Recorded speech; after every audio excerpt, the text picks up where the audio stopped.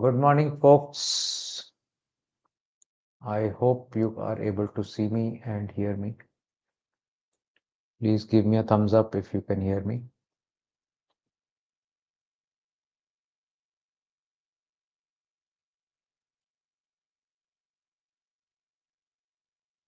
Good morning, Jai Chinendra. Good morning, Ayush. Thank you, Madhavi. Good morning, Rakesh.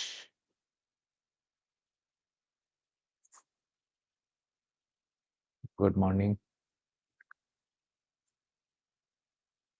Good morning, Rakesh.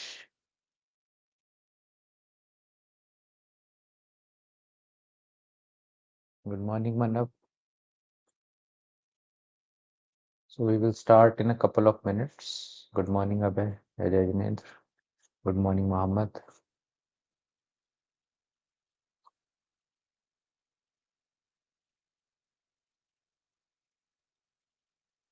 Good morning, Sudhakar. Vikash, how are you? Ambrish, good morning. Deepak, good morning. Anant, good morning. Namaskar.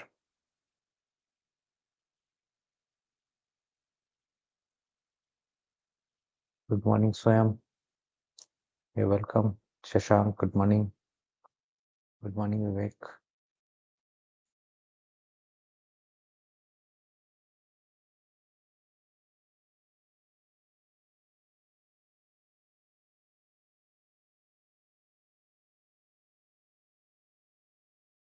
Good morning, Ankit. Good morning, Siddhant. You're welcome, Vikash. Siddharth, we'll get to Q&A after the introduction. Good morning. Okay, so another few seconds and then we will start.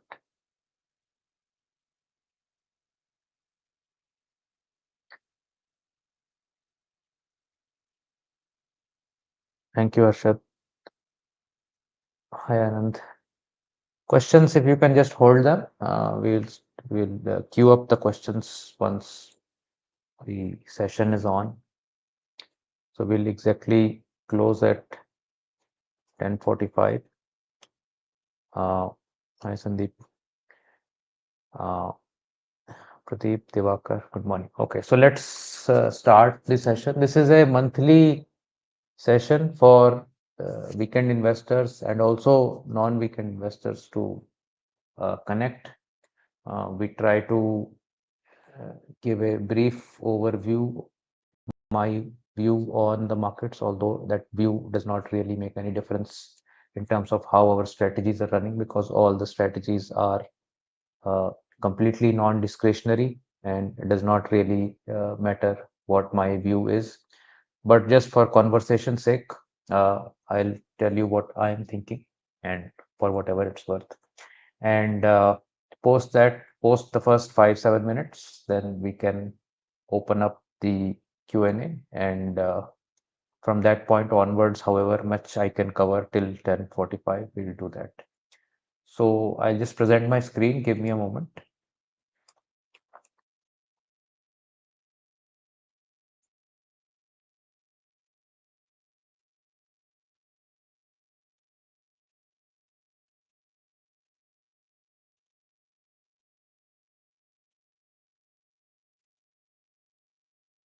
I hope you can see my screen.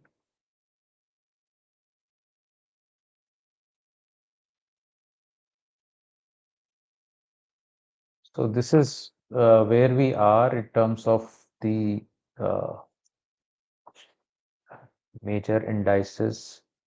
So, I mean, if we were to see our position just yesterday, on Thursday evening, we were virtually at all-time highs, enjoying this entire rally from the last shock of elections and then a small shock of the yen carry trade. So from that perspective, I feel that we are still in very nice trend. I mean, there was this huge nice bottom and then there was this entire rally for a month and a half, two, and then there was some correction, and then we had another rally, and now we are correcting. So this base actually becomes, a sort of a reference point going forward. So as long as, we are not breaching, let's say 23,900, I think the rally is reasonably strong. Um, if I were to see, the small cap part of the market, here the rally is even much stronger. So the base that I was talking about on Nifty, it was formed here, uh, and we've broken out just 7 or 8 days back, and yesterday was sort of, the first day where the rest of the market was falling, and hence small caps also fell. Otherwise, small caps actually made a new high yesterday. So small caps look to be much, much stronger than the large caps, as I showed you before. You can see that the breakout happened, but breakout failed in large caps, but in small caps, the breakout has happened and it has not failed. It is still sustaining there. Bank Nifty is the weakest one, where we are now below the election day point also. So just compare this with, let me just give you a line chart on this and compare it with Nifty. Uh, so you can see, if I were to compare versus the election day bottom, uh, that's the kind of difference that has come around in Bank Nifty and Nifty. Nifty is up 14%. Bank Nifty is up only 7% from that bottom, and from election top, the exit poll day, Bank Nifty is actually down 1%, and Nifty is up almost 7%, and it is just less than 3 months since then. So Bank Nifty is the sort of, you can say, the weak link in the market, and it is at the cusp of a nice flaggy breakdown. Uh, and State Bank yesterday was, sort of indicative of, uh, breaking down to some extent. Uh, if you see State Bank chart, it's not a very nice looking chart. It attempted to clear the election day high, could not. Now is coming down. Uh, you know, it is also coming very close to some sort of a flag breakdown. I don't know whether it gets support here or not. So overall, market on large caps looks sluggish. Uh, and if cues from overseas remain, a bit soft, I'm not sure how far this can continue in terms of the current trend. So September and October, anyways, for a significant number of years, um, are softer months where, some sort of market debacles are concentrated in September and October. Uh, the biggest one, of course, is the Lehman crisis that comes to mind. So September and October are usually soft, and then December onwards is where the seasonality pickup happens, where December, January, February leading into budget, that seasonality comes around. So I think, and I could be completely wrong on this, that the next few weeks or months could be softer. Uh, does that change anything in terms of strategy? No, because our strategies are you know, always invested in strategies. Some may go to cash. So the cash component of the strategy, of absolute strategies, tells us how bad the situation is. And as of today, none of the strategies are having any cash. So all strategies are fully deployed. Uh, as the cash component grows, it tells us that there is stress in the market. Right now, there isn't any. Um, but the available trends, available stocks, for new stocks to bring into the strategy, if there was positions available in this strategy are becoming lesser and lesser. So that much I can see when I uh, do the rebalance, etc., that newer stocks that could come in are becoming lesser and lesser versus, let's say, a few months ago. So definitely the momentum is sort of waning to that extent. Uh, I definitely am in no believer of trying to jump in and jump out of the market. I think what we need to do is to stay in the market, whatever happens, and effectively try to churn into stronger stocks once there is some fall that happens. What has happened in the last 4 years, that falls have been minimal. In fact, there was a statistic that even a 5% closing fall on a closing basis has not happened in 54 or 55 months now. So that's like since COVID, we've not had even a 5% close fall. So that which used to be like almost every year, if not every 2 years earlier. So this is a very sort of a different, unique kind of market where every small dip gets bought into. So I mean, one won't be surprised if Friday's fall in 3 days is replenished.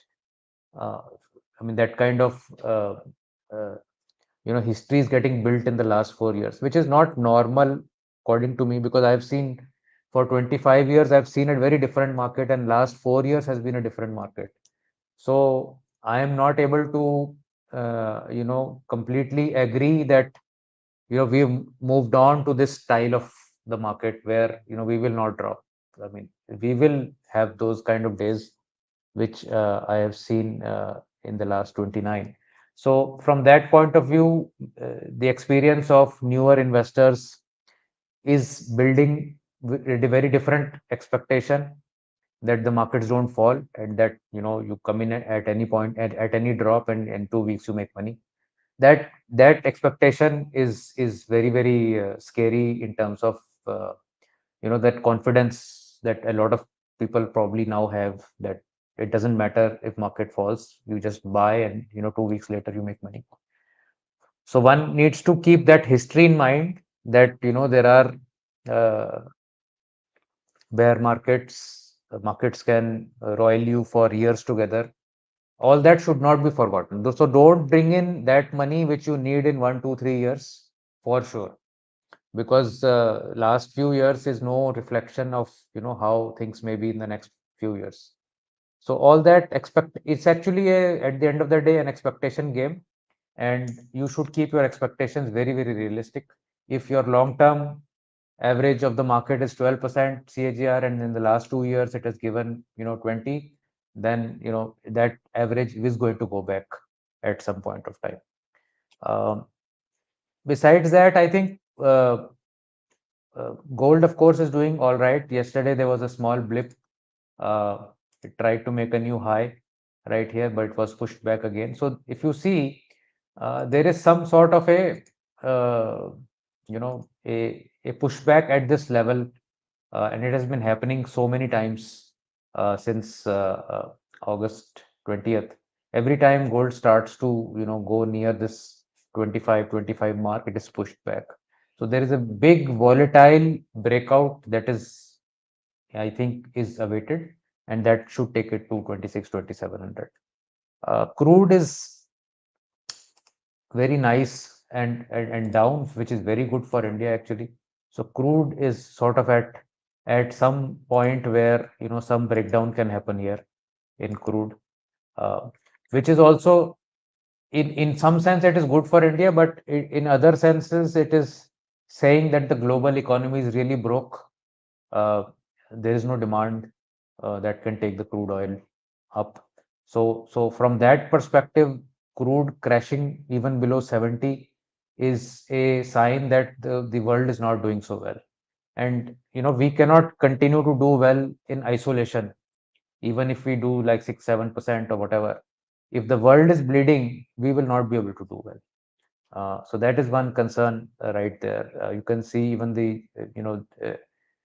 dollar index has been just about right at a very crucial point. So that also is pointing that the strength of the US system is waning right now. So all that put together, it does paint a slightly not so bullish picture, at least in the very near future. Of course, there is the specter of the election outcome. I don't know what kind of a outcome will be in the US markets. A lot of folks are saying that Trump has no chance anymore. So from that point of view, volatility probably may not happen, because if Trump comes in, I can tell you that definitely we should have a lot of volatility with US versus China, and trying to block Taiwan and all those kind of things may start.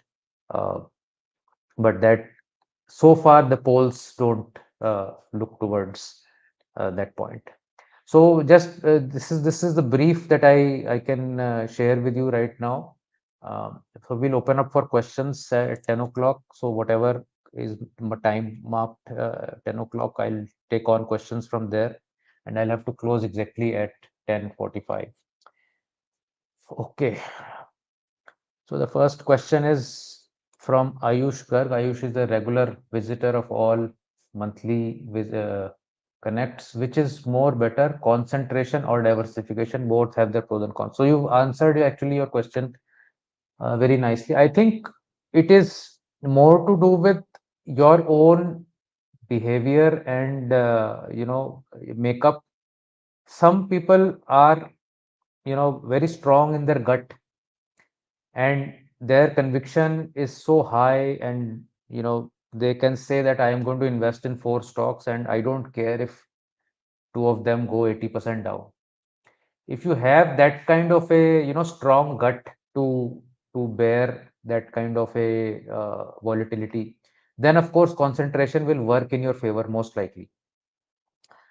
But more conservative or lesser, some others may not want to go into so much depth of each investment. Uh, so there, I think the diversified approach, even though it may be a few percentage less in terms of overall returns, works very well. So I am in the second camp. I don't like very concentrated bets, because I did take a very concentrated bet at one point in a special situations scene, and I lost, and that probably dented my confidence to go for concentration. So from I think from all perspectives, you need to look inwards to see what is better for you. There is no right or wrong answer here. I mean, there are so many investment gurus who have really made it big by using concentration, and then there are others who will talk about diversification and have also done that. Uh, BR says, I am a fan of momentum investing, but I have a doubt when our corpus large in excess of 5 crores. If you ask us to deploy multiple strategies, then it defeats the purpose of keeping it simple. I agree with you. The problem that is there is our format is suitable only for retail investors, and larger investors like yourself have come into this format, but this was not meant for you, frankly. So because the small case system does not allow limit orders, or breaking up of orders, doing order slicing, gradually entering in. So when you become bigger and bigger in terms of corpus, and sending a market order will bring inefficiency and impact cost to your own trade, which we want to avoid, for for the sake of the market also, and for the sake of others, and for sake of your portfolio. So right now we don't have a solution for this. Maybe someday, in case we do have a PMS or something like that, you can deploy as much capital as you like, because there at least the order control will be there. I constantly have communication with small case platform also, in case they can add some algorithms for the order to go in slicing basis, but right now there is no answer to this question. uh,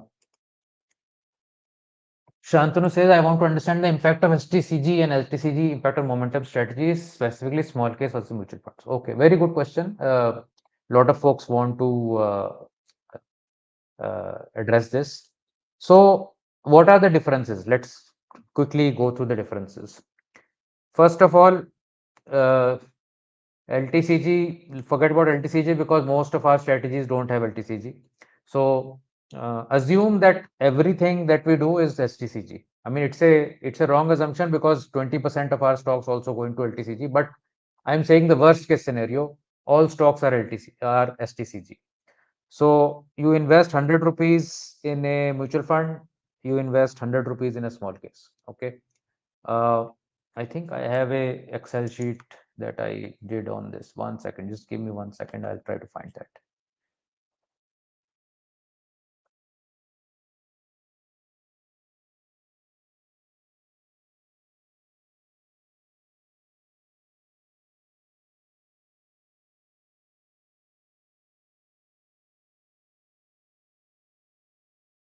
I can't find it, but we'll make one. Just give me 1 minute. Okay.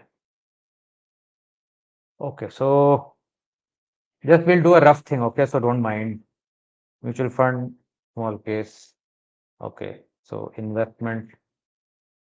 Let's say we do a 100 rupee investment here and a 100 rupee investment here. Okay, returns, say 15% returns here. And just for argument's sake, now let's take 18% here. Okay. Assume both are long-term capital gains, right? For mutual funds, long-term capital gain is 12.5%. So, 12.5% into 15. So this is the tax here, and you will have 20% tax right here. So now your returns are this here and this here, right? But there are additional costs now, so you are going to subscription cost. So 0 here, I'll be assuming 1% because that's the intended 1% cost here. It could be lower also. A lot of people are at 0.5% also. Dividends, all included already here, maybe 0.5 to 1.5% for, I'll take 1% as a thumb rule here. What else is left? You have transaction cost. Transaction 0 here, and let's say I'll take it on the higher side 1% right here. Okay, so this is actually -1, and this is also -1, and this is +1. So you are left with then 14.4, and you get dividends, and you basically lose subscription and you lose transaction. You're at 13.4, and here everything else is same, 13.125. So effectively, unless you have 3% gap on a 15% return, you are at the same position. That is the sort of very rough math that I can tell you what is the impact of. And now if you build in 20% or 25% stocks go to LTCG also, this will improve.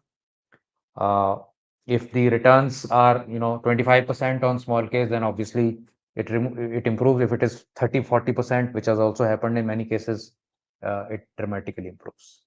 So this is the impact for the change that has happened in the last budget. The gap is 2.5%. So if you were at 12.5 versus 10% versus 15, and now you are at 12.5 versus 20. So there was a 5% gap earlier, and now there is a 7.5% gap. So 2.5% of your returns is what is the difference. So if you were getting a 18% return earlier, then 18% into 2.5%, 0.45 is the gap, is the net new gap that has got created because of this change. So while it is there, I mean, I don't deny that there is additional taxation on small case, there is additional transaction cost, there is additional subscription, but then there are a lot of things that you don't get in a mutual fund, and I don't want to make this a mutual fund versus small case discussion, but you have lock-ins in mutual funds. You have absolutely no idea what your portfolio has. You have no control over immediate liquidation, which is a very big plus actually. For getting today's right now price versus next day's NAV. And then of course, you get to interact with the manager, you understand what style of investing is happening, all that is there. So yeah, I mean, it's some people may like that, some people may like this. So that's the answer, long answer to a good question actually. Okay, next question. Medhavi says, I have top 10, NNF10, all cap and MI35, all are reaching upper limit. Congratulations, you have become a big HNI. All having 4 strategies better, or moving funds from all these to one HNI strategy is better. So HNI strategy, you could look at HNI capital compounder, which and give up maybe NNF10 and top 10. And for the other two, you could look at HNI Wealth Builder and give up all cap and MI35. These are two sort of pockets that you can go for. But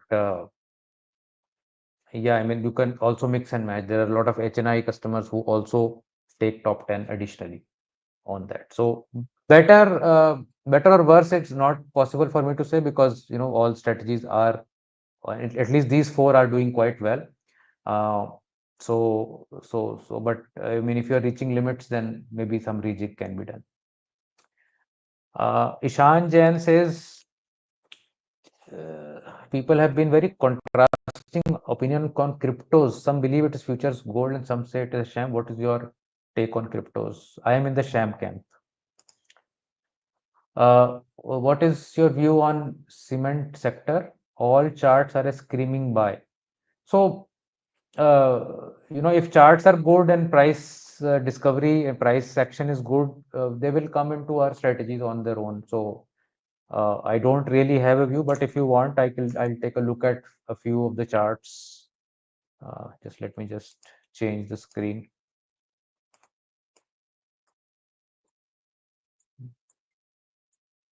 So we'll take a look at a couple of charts. So which one do you want? Ultra Samco?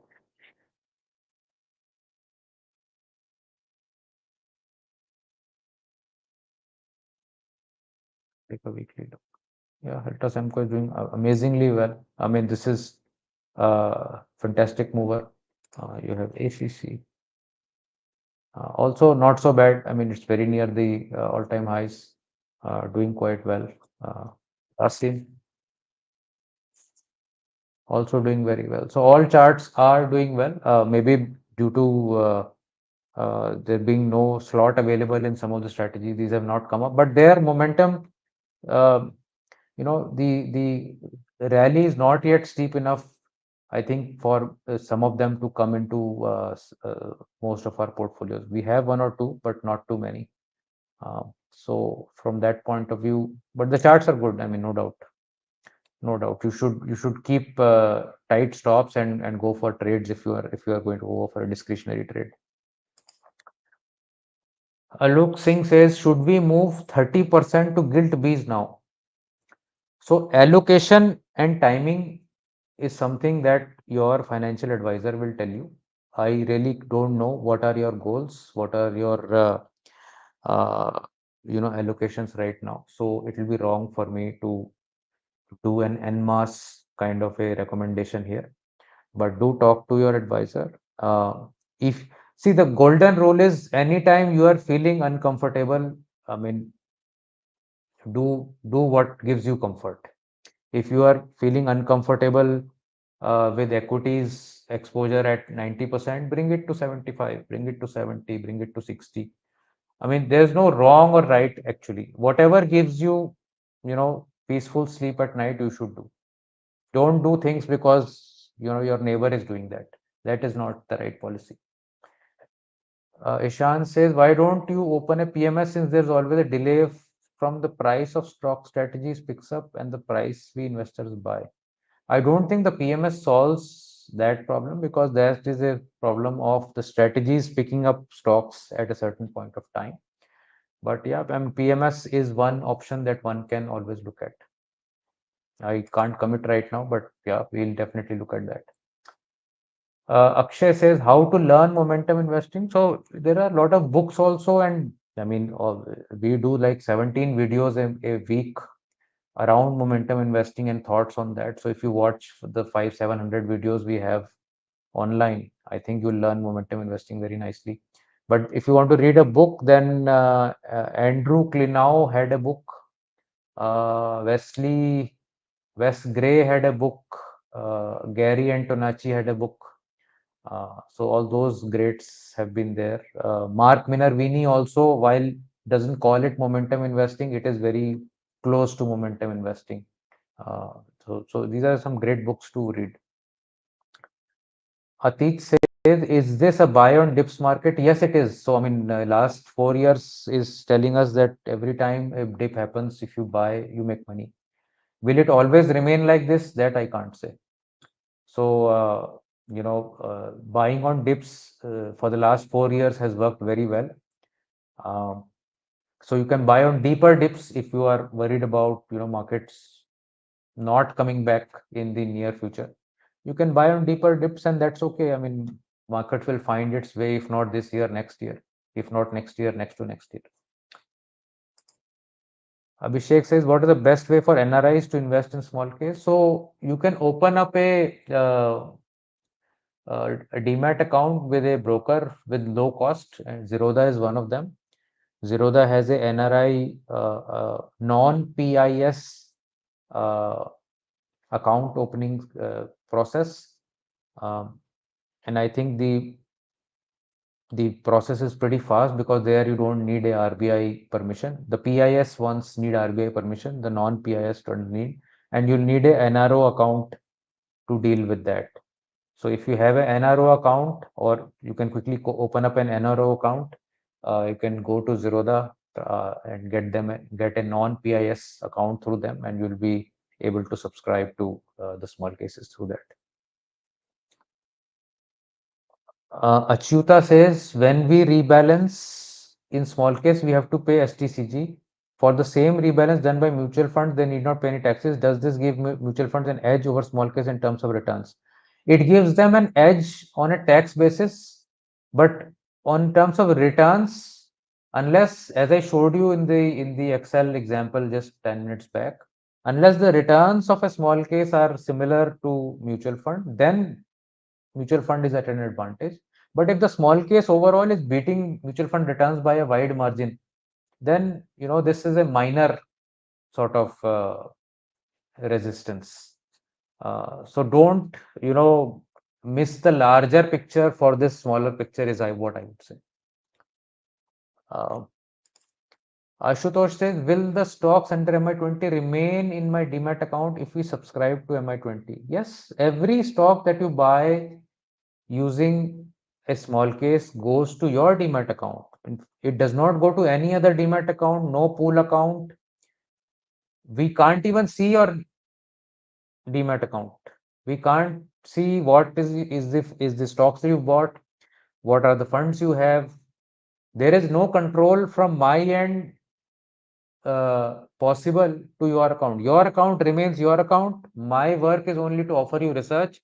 Small case platforms work is to execute that research into your account. That is all. I cannot go into your account and see that Ashutosh has bought this but did not buy this. I hope it is clear. Did you close, and Harsh says, did you close any of your small cases since inception? What happened to old investors? Were they shifted to HNI portfolios? So I think we did close one, I think 2019, we had one portfolio called MI40. And that really did not take off at all. Not because of returns, but because people said, we don't want to have 40 large cap stocks in the portfolio. So that didn't take off. So we offered a different portfolio to those investors or refunds or whatever we did at that time. So that's what happened to the, but we haven't closed any other small case or anything like that because they're all reasonably doing quite well actually. Rupam says when market falls, small caps falls first. Yes, but nowadays it falls the least. What is the reason? So it means that small cap segment is still strong. And when you are saying market falls, it usually means Nifty falls because Nifty is the market that everybody, that's the barometer. So Nifty and small cap index can vary in terms of they can diverge for at least for short periods of time. So if you see, let me show you one very nice uh, infographic that I had yesterday. Just give me a second, I'll find it. Um,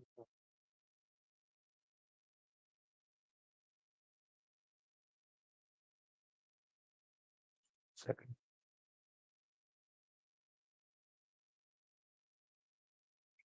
So there.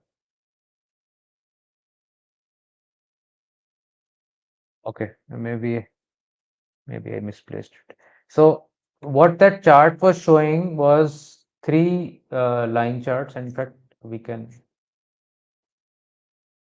make it quickly. Just give me one second. So let's say Nifty, let's make it line chart, mid cap, uh, okay, and small cap. Okay, let's say we have these three, and we'll remove all the indicators. Oh shit.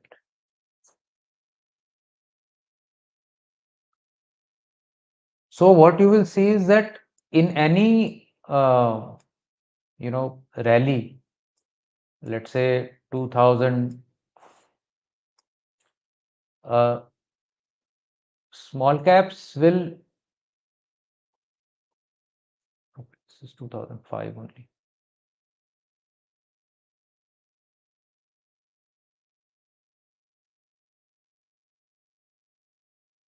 This rally, for instance, small caps is this magenta one, mid caps is the red one, and so they will exceed on the higher side, but then they will revert back to the same.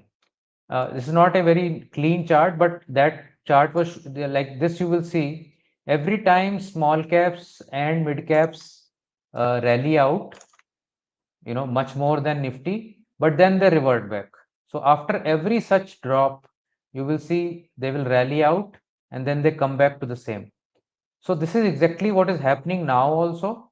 So if I were to sort of go from COVID, so Nifty is here, mid cap is here, small cap is here. At some point of time, maybe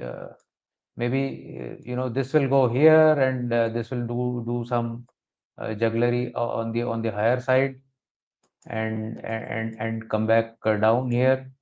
So they will converge. They will converge at some point of time. That is for sure.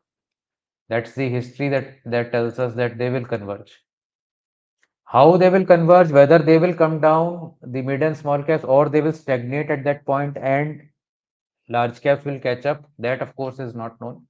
But the history tells us that they keep converging uh, after every run, and that's how it has been. So the idea is not to stay invested in small and mid cap index, but to have strategies where it will take the upper side of outperformance when you're going up, but then it will get out of those stocks or rotate into other stocks so that it doesn't fall as much, and then it will build one on top of the other on the gains. I hope I'm able to explain this. So don't worry about all that. I mean, the strategy will take care of it.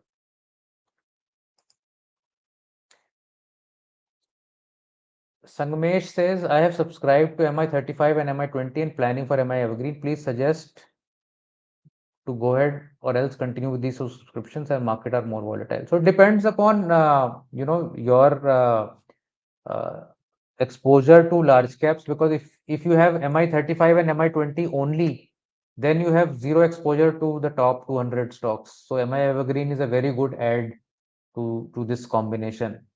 So if your capital is allowing your subscription to remain at 1% or lower, please go ahead. I mean, I see no reason why you should not. Rakshit says, for anyone sitting on a good chunk of cash, would it be wise break down the pool into 4 parts and deploy at every 3-4% correction while keep index sipping going? Yes, I think it's a good strategy.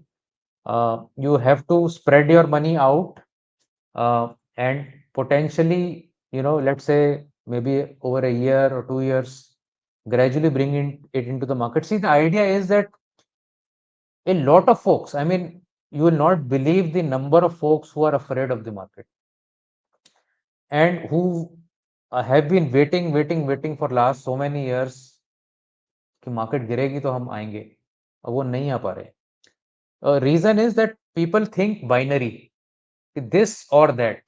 They never think incrementally. So if you have 100 rupees and you bring 10 rupees to the market and you wait for 1 year, I'm talking about a very conservative investor who has never touched equities, who's always into FD, gold, real estate, and all this. Bring 10 rupees to the market and forget about it. At the end of the year, what will happen? That 10 rupees will either go to 5, worst case scenario, or it will become 12 or 13. Right? That's going to happen, right? So if it goes to 5, your 90 rupees would have made you another 5-6 rupees, I would imagine, even if you are sitting in the worst of FDs. Your capital is still intact at the end of the year. You have not lost net your overall capital, and yet you have taken 10% exposure to the market. If it is at 5 now, worst case scenario, you put in 20 more. You now have 70 in FD and 25 in equity market. After a 50% drawdown year, that 25 will become 40 in the next 1 year easily. Or in 2 years, it may become 50. So, and let's take the other way around also. Let's say that 10 became 12 in the first year and you had 19 FD. Put 10 more. You already have buffer of 2 now on the initial capital. Let's say the next year is really goes bad. Your 22 will become 11. Worst case scenario. Overall, where did you land up? You already had 70 in FD, which gave you, or 80 in FD, which gave you, 12 rupees over the last 2 years, and you are now at 11. Overall, again, you are somewhere near 100 only. So it is very easy to gradually come in, but it is very difficult to think that, I'll jump my entire capital from this to that. That is a lot of fear. So bring in your capital so that it is either building buffer for if it is in good market, or it is giving you a lower averaging if it is in a bad market, and gradually bringing till you get to your allocation, whatever is the allocation your advisor has told you. So always think in those terms, never think in, binary, that I'll move out or I'll move in. That creates all the problem. Rakesh says, view on 10-year gilt. I wish I would be able to give you any intelligent answer on this, but it's a very confusing situation right now. US markets are saying they're going to have a rate cut. Our governor is saying we don't want to have a rate cut. Uh, so it is a bit of a confusion. My view is that rate cuts will have to happen, because global rate cuts at least will have to happen, because the economy is breaking down and we may be slow or lagging in following that. So yes, some gains are possible on gilts, but again, I'm no expert on gilts. Kaushal, sorry. I have subscribed to HNI portfolio. Do I have to subscribe to MI Evergreen? In case you have done HNI capital compounder, then you should not go for evergreen because there will be an overlap. But if you are an HNI wealth builder, which is mid and small cap, then you should go for evergreen because it will give you a good cross to the larger cap names. Rakesh says, how much capital appreciation if 1% interest rate cut happens? You can calculate that. I don't have the bond calculations with me. It will also depend upon the maturity. Travel freak shorts. I've been sitting in cash for a long time. I think I just answered that. So if you can just sort of go back to that answer. Rupam has already repeated the question. Okay, let's take this one. Reagan says, I invested in MI20 since 16th of July and Smallcase is down by 5%. I want to invest more. Is it a good time now? Yeah, so you can gradually keep adding to the Smallcase, no issues at all.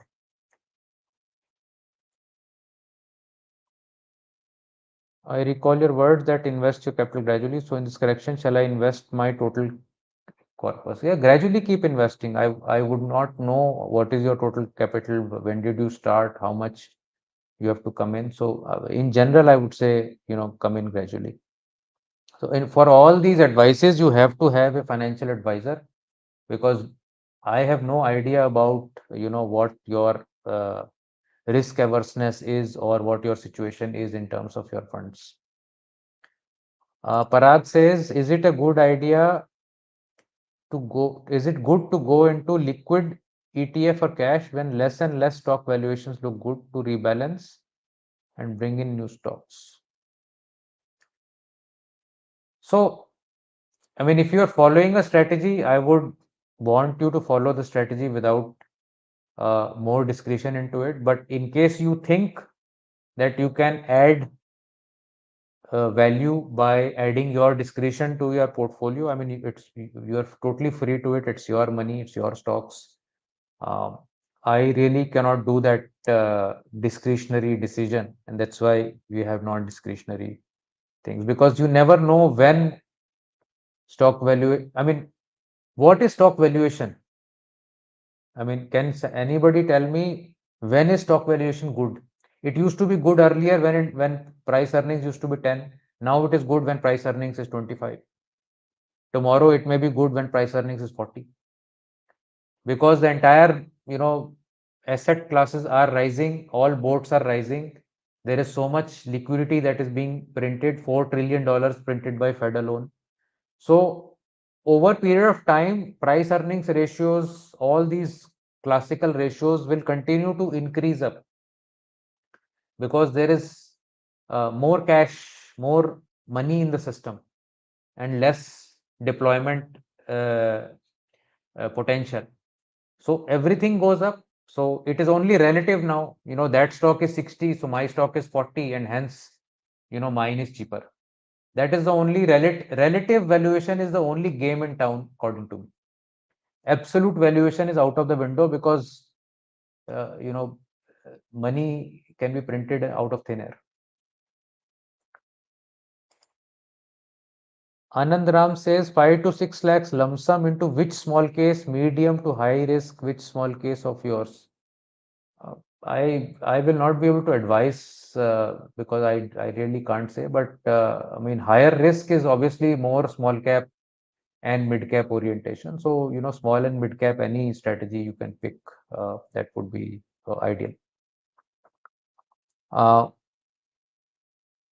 Aditya says there these indices at NSE. Should we also have comparison of performance of? Yeah, you can compare. I mean, who stops? Please go ahead and compare any strategy with any index, any other product. No issue at all.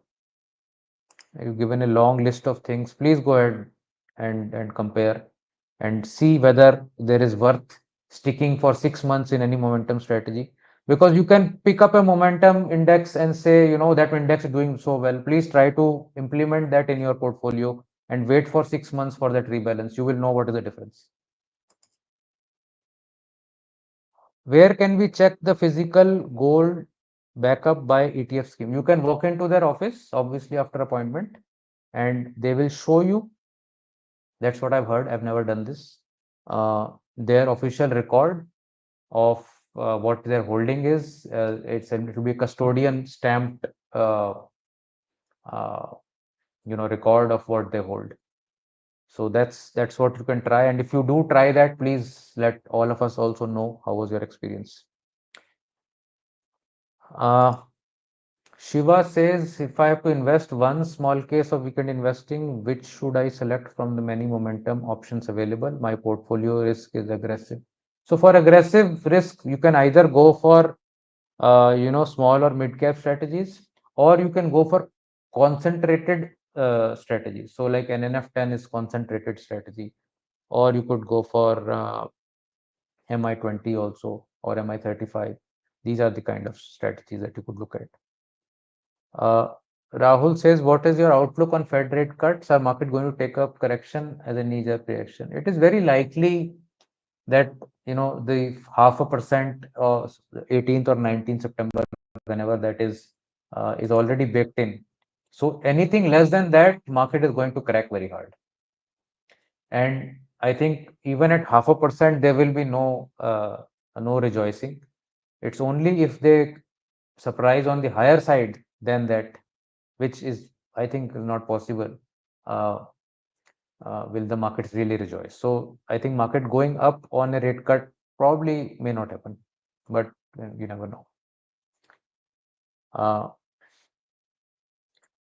Okay, good question from Aditya. With MI20 fee change, will existing subscriber get old price on renew? So all old users continue with the price at which they subscribe if their auto renewal stays on. So a lot of times, many people, for whatever reason, switch off their auto renewal. They will subscribe and then go ahead and cancel the auto renewal. Maybe they fear that after 1 year my card will get charged and I may not want to continue with this strategy. If that is the fear, we've we've said many times, even if you get charged, please let us know within 24 hours that you did not want to renew the strategy. We will refund your money. That is not an issue at all. So don't cancel the auto renewal facility, because your uh, fee locking in that has happened with the original subscription gets lost. And because it is all technology, small case technology platform, we have no way of sort of redoing or doing individually for each client. I mean, there are tens of thousands of clients. We can't really tinker around with the system anymore. So that's our limitation. Uh, Vaibhav Jain says, we have seen your views about the real estate properties. Flat rates not getting that much CAGR which used to earlier, because more and more new flats are in the market. How do you see it for retail investors? So I think, like every other market, real estate markets also have a cycle.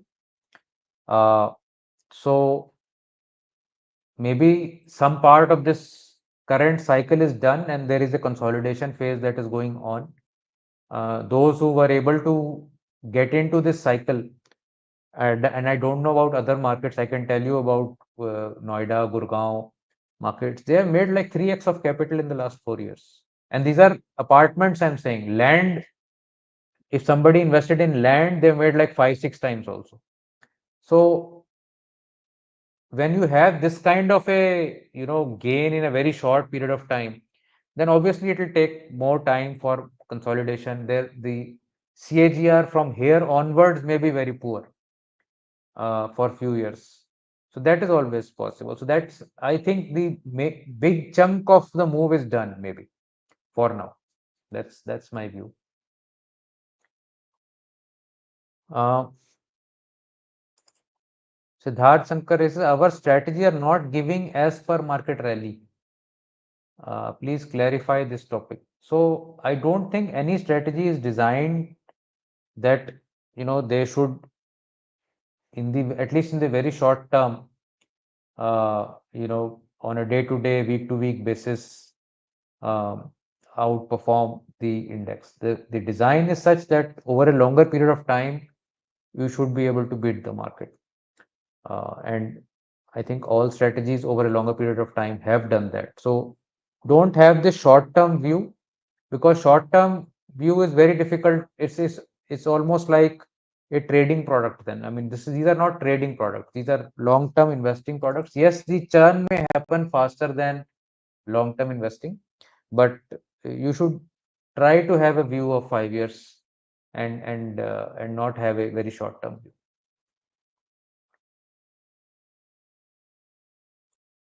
Alok Singh says, maybe silly questions. How do you decide the allocation percentage in small case? Allocation percentage. Sorry, I didn't get the question. If you meant how do we allocate, I mean, if it's a 20 stock portfolio and we do equal allocation, then it's 5% allocation to each stock. Um, so all the strategies start at an equal allocation, and then over a period of time that allocation may change and then they are reset back. So monthly strategies may reset back every month, other strategies may reset every 6 months, and so on and so forth.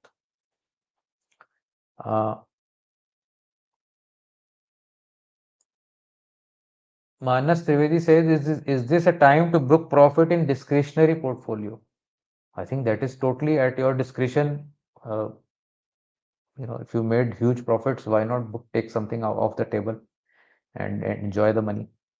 So yeah, I mean, there's no right or wrong answer to this. But again, if you were trading basis certain strategy with which has some stop loss or some framework to it, then don't get bothered by this. I mean, if stops get taken out, your money is out. I mean, if it continues to run, let it run.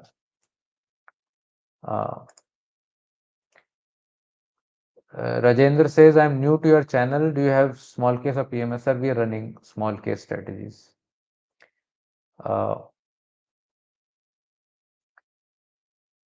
to invest lump sum? So I have 3 minutes left now. So how to invest lump sum at this time? Why would you want to invest lump sum? I mean, what is the gun to your head that you want to invest lump sum at this time?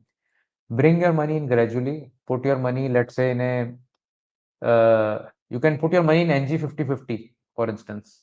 This is one free strategy that we have, which invests in Nifty and gold ETF 50/50. And that's sort of like a good parking your money vehicle. It will give you near double digit returns and also sort of beat the bank mostly.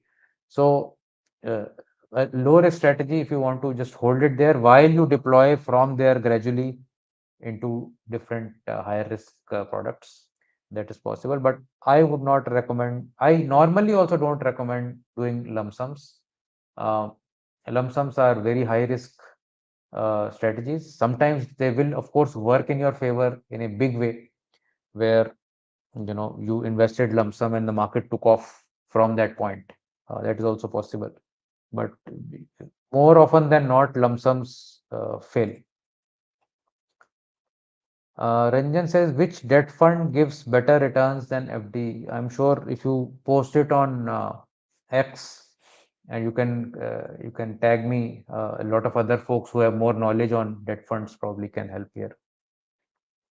Vijay says, I've been struggling to find a good financial manager. Any suggestion would help me a lot. Reference. Again, it's the same answer. I think you tag me on X, I'll tweet it, and you'll have so many answers that you'll have good financial managers running after you.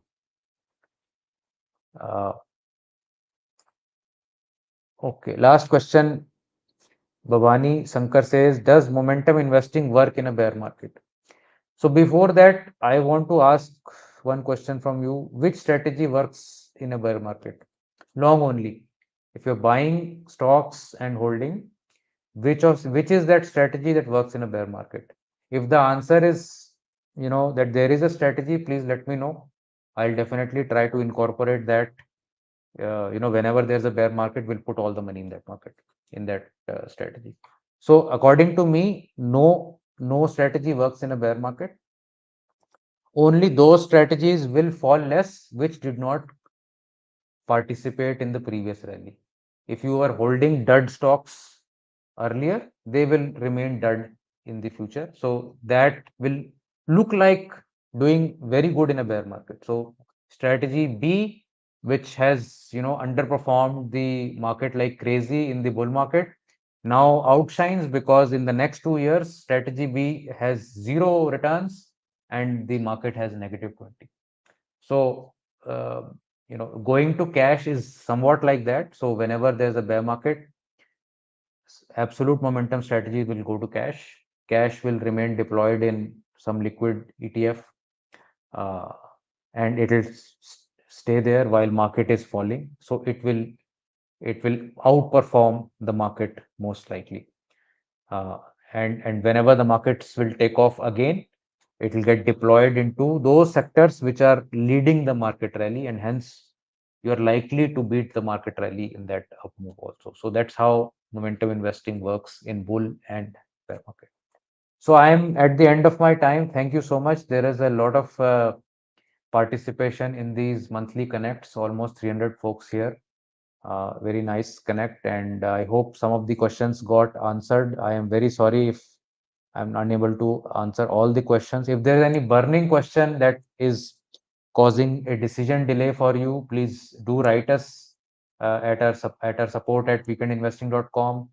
Uh, there is a Calendly link in our Weekend Investing app. You can book a call with our team members, and you can discuss any topic of your choice there. If you have any queries about products, if you have query about momentum investing, so these are different points of connect that we have, and of course this is one or another option that we have to connect here on uh, YouTube. So thank you so much. I hope you have subscribed to our YouTube channel. We are putting a lot of content there. A lot of learning and knowledge is getting disseminated. Something that may give you a new idea to do something at some point of time always helps. Do share that with your friends and family also. And I hope you have a great weekend, and I'll see you soon. Bye.